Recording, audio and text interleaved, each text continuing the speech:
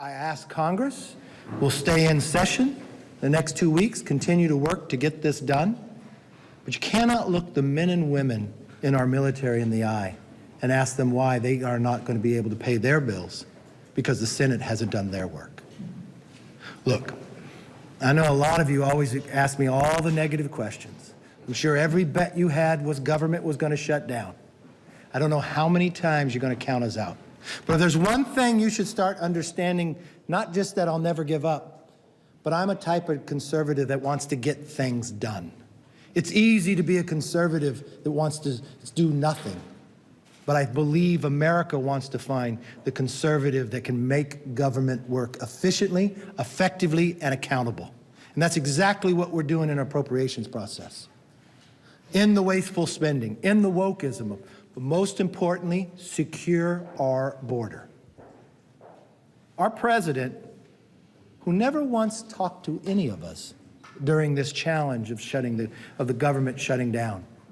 He watches night after night how thousands of people cross this border illegally because of his policies. The largest number ever in the last month. For 50 years, he has been in elected office.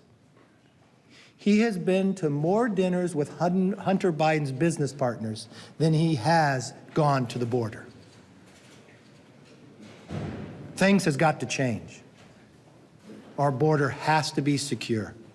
We've got to end the wasteful spending to end the inflation that he has created. And that's exactly what we'll do and exactly what we are doing when we put our commitment to America to work.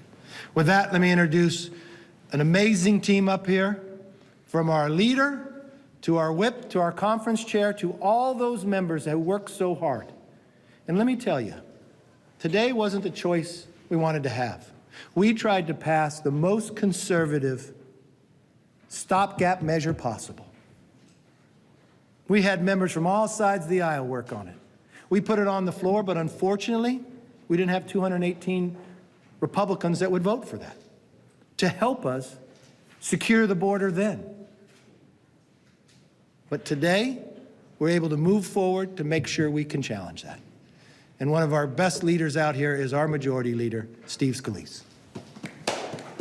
Hey, thank you, Mr. Speaker. And today the House came together to do our jobs to continue this battle. And believe me, this is not the end. This is the beginning of a continued fight to secure our border, to get government spending under control, and to get our economy back on track. And that means for the next 45 days, we're going to be working through the remaining issues. As the Speaker talked about, starting Monday, we're coming back here in the House to continue the appropriations process. The House has now passed over 70% of government funding in the appropriations bills. We've passed those bills over to the Senate. The Senate has taken up 0 appropriations bills that they've passed. So it's time for the Senate to start doing their job. It's time for the appropriations process to keep moving forward. The House is going to keep moving forward with the remaining appropriations bills. All the bills that are still out there, both sitting to come to the floor, there are 2 that are still in committee. All those are going to be moving in the next few weeks. Starting Monday, we will be back here working on those remaining appropriations bills. But as I will remind everybody, over these last few days, you saw the House pass over 70% of funding of government appropriations bills to the Senate with the priorities of the House to address our border crisis, to address getting our economy back on track, to get our military focused on the threats that are posed by countries like China. And so that focus will continue. Our work will continue. There is a lot of work left to be done. There's another 45 days. That doesn't mean that what just happened today ends. That means these next 45 days, we're going to be busy working here in the People's House. It's time the Senate do that same aggressive form of work. And it's long past time that Joe Biden get engaged in this process as well.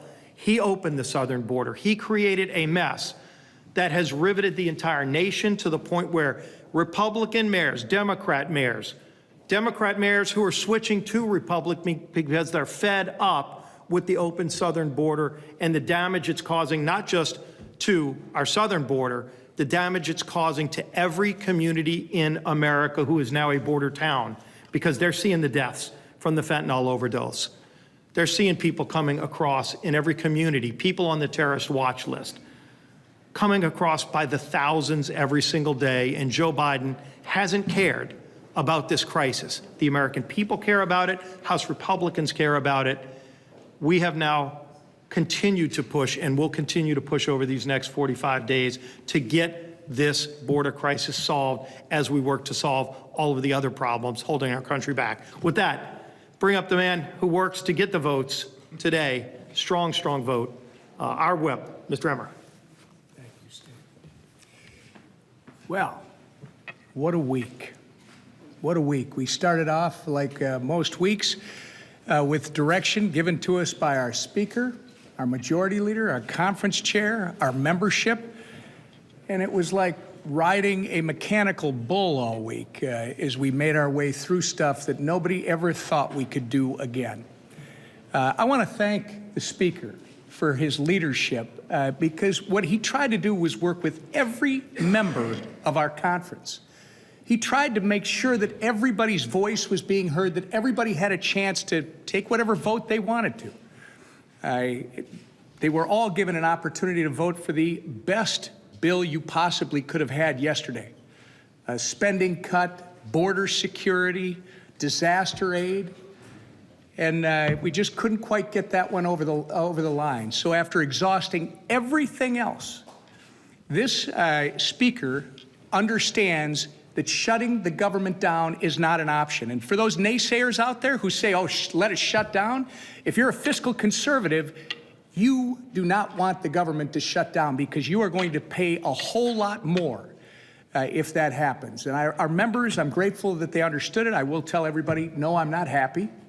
We did not have 218 Republicans still. That doesn't work for me. And we're going to have to do a better job of making sure that happens. But I'm very pleased to be part of this team and all of our members. And again, Kevin, thank you so much for taking the bull by the horns and putting this thing on the floor and getting it done. Our conference chair, Lee Stefan. Thank you, Tom. As we face this challenge, Joe Biden, Chuck Schumer, House Democrats showed zero leadership. House Republicans will continue to step up to lead. Under the leadership of our Speaker, this leadership team, but most importantly, all the members of the House Republican Conference, we get the job done and deliver on behalf of the American people, keeping the government open and, importantly, continuing the appropriations process to be good stewards of taxpayer dollars. And this was despite House Democrats' attempts to delay, to obstruct, and to even pull the fire alarm to stop this important vote from happening. We're going to continue to stand up on behalf of the American people, and despite being underestimated every week, we see you every single week and you underestimate us. We will continue to get the job done on behalf of our constituents across America. And I'm proud to turn it back over to the Speaker of the House, Kevin McCarthy. I was really appalled of watching Democrats' actions today, to delay it, to get to a shutdown. But when we found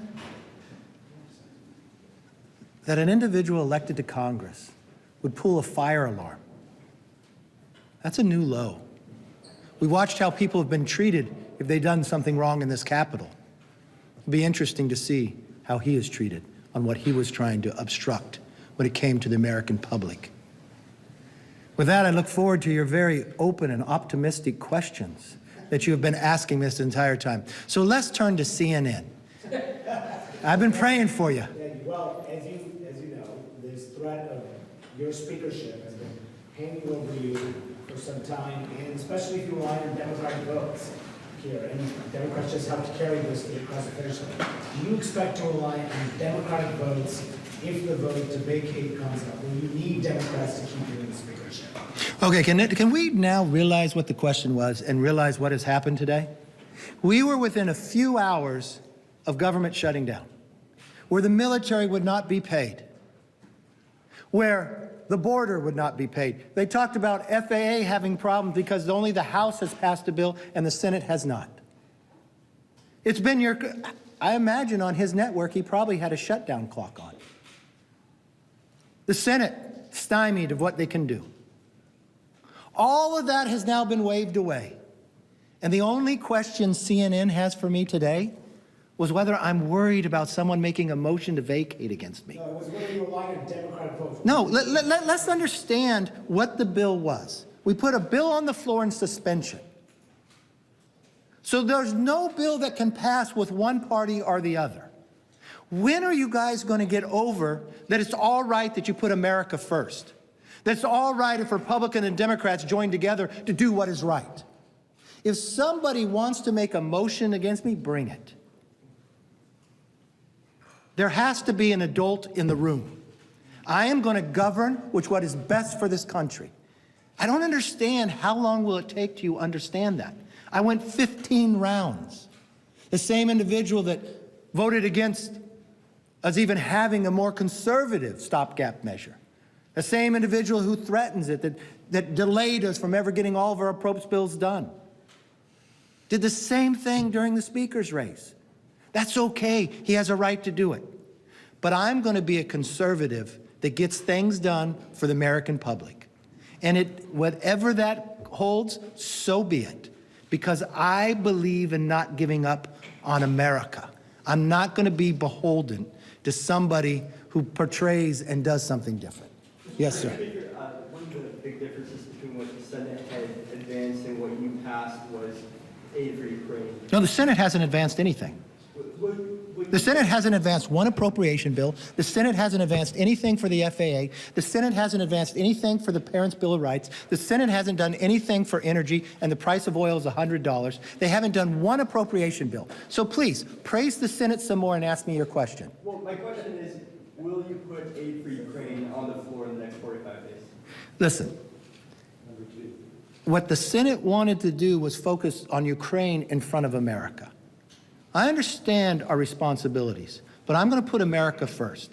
If there's a moment in time we need to have a discussion about that, we will have a discussion completely about that. But I think the administration has to make the case for what is victory.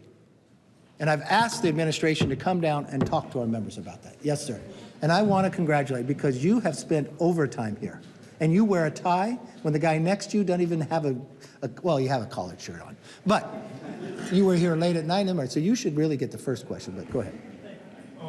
So over the past couple of weeks, it seems that there was not going to be a clean CR put on the floor. When did you kind of change your mind, and how did that all come So wait, let me give you this experience there. Were you doubting whether we could get the job done? Was that down? Were you doubting we would make that happen? Something like that. All right. Hi everyone, George Stephanopoulos here. Thanks for checking out the ABC News YouTube channel. If you'd like to get more videos, show highlights, and watch live event coverage, click on the right over here to subscribe to our channel, and don't forget to download the ABC News app for breaking news alerts. Thanks for watching.